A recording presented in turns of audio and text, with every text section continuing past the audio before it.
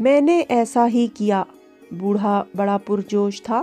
اس نے اپنی بیوی سے بات کی، فوراً ایک مرغ ذبح کر کے ہماری دعوت کا اہتمام کیا گیا۔ بغیر دودھ کے نمک والی کڑوی چائے کے بجائے سماوار میں قہوہ تیار ہونے لگا۔ بوڑھی خاتون بھی بہت مسرور تھی۔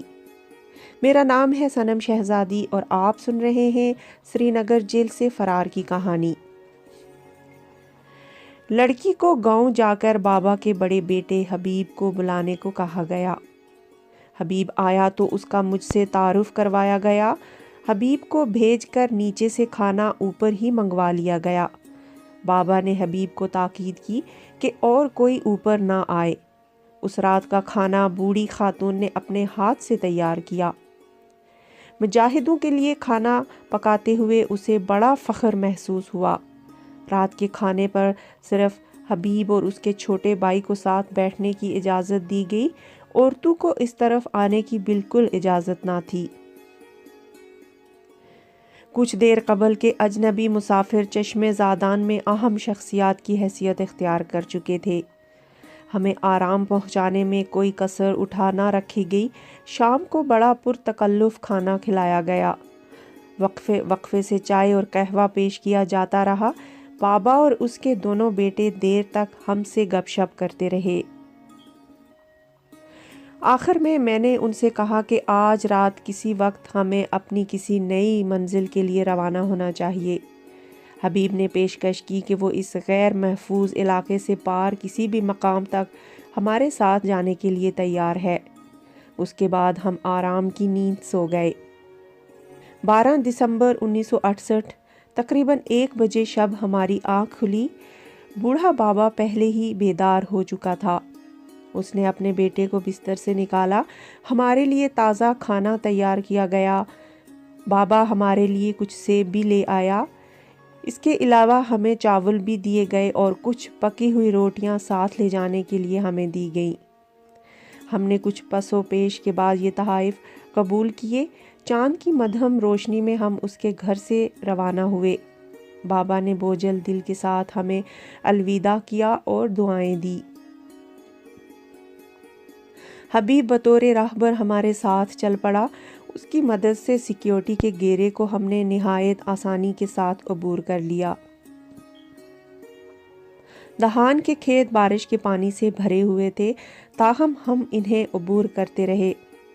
بڑی سڑک اور سندھ نالہ کو پار کر کے ہم پل سے شمال کی جانب کافی دور نکل گئے۔ تقریباً 1 گھنٹے کے سفر کے بعد حبیب نے ہمیں ایک ایسے راستے پر ڈال دیا جو ہماری تجویز کردہ اگلی منزل تک جاتا تھا۔ شفیق بابا کے گھر سے روانگی سے قبل میں نے محاذ رائے شماری کے ایک لیڈر شیخ نذیر احمد، جو کہ شیخ محمد عبداللہ کے بھتیجے ہیں، کے نام ایک خط لکھ کر چھوڑا، جس میں جیل سے فرار میں کامیابی اور اب تک کے سفر باخیر کی روداد بیان کی۔ خط میں نے یہ بھی گزارش کی کہ وہ حبیب راتھر اس کی سری نگر والے زمین کے مقدمے میں حتی الامکان مدد کریں۔ شیخ نذیر سے میری ملاقات ایک ساتھی کے ذریعے سری نگر جیل میں ہوئی تھی، جہاں اتفاق سے وہ بھی ان دنوں محبوس تھے۔ سندھ نالے کو عبور کرنے کے بعد ہمارا رخ شمال مشرق میں ایک گھنے جنگل کی طرف تھا۔ تاہم تقریباً 1 گھنٹے کے سفر کے بعد ہم لار نہر پر پہنچ گئے۔ یہ ہمارے لیے ایک غیبی امداد ثابت ہوئی۔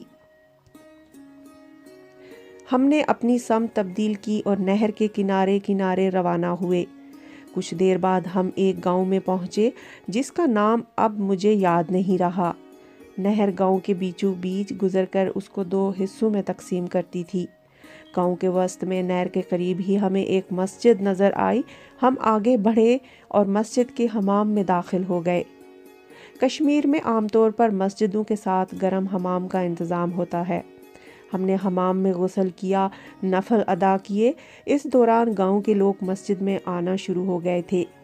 ہم نے اپنا سامان اٹھایا اور وہاں سے چل پڑے۔ جنگلات کے سلسلے کو اپنے دائیں ہاتھ رکھتے ہوئے ہم نہر کے کنارے کنارے آگے بڑھتے رہے۔ کچھ دیر کے بعد ہم ایک رکھ میں پہنچ گئے جو کہ موزہ بارسو کے قرب و جوار میں تھی۔ رکھ کے بیچ میں سے گزر کر ایک مقام سری نگر بانڈی پورہ روڈ پر پہنچ گئے۔ یہاں سے ہم نے سیدھا بانڈی پورہ کی طرف پیش قدمی شروع کی اور سنبل گاندربل روڈ اور بانڈی پورہ سری نگر روڈ کے سنگم پر آ گئے۔ ہم سنبل روڈ پر چل پڑے۔ پو پھٹنے لگی تھی۔ کچھ مزید فاصلہ طے کرنے کے بعد ہم بارسو گاؤں میں پہنچ گئے۔ گاؤں کے آخری سرے پر ایک بغلی گلی سے ایک شخص نمودار ہوا۔ ہمیں دیکھتے ہی اس نے ہمیں سلام کیا۔ میں نے سلام کا جواب دیا۔ وہ سحری کے بعد مسجد کی طرف فجر کی نماز ادا کرنے کے لیے جا رہا تھا۔ اس نے پوچھا کہ ہم کون ہیں اور کہاں سے آئے ہیں۔ میں نے اسے بتایا کہ میں قریبی علاقے کا تحصیل کا فارسٹر ہوں اور ہم سنبل جا رہے ہیں۔ سنبل اس علاقے کا صدر مقام ہے۔ کشمیر میں دیہاتی لوگوں کے لیے محکمہ جنگلات اور محکمہ مال سے تعلق رکھنے والے سرکاری ملازم ایک کمزوری کی حیثیت رکھتے ہیں اور لوگ ان سے خواہ مخواہ تعلقات بڑھانے کی کوشش کرتے ہیں۔ میرے ملاقاتی کا نام محمد اخون تھا۔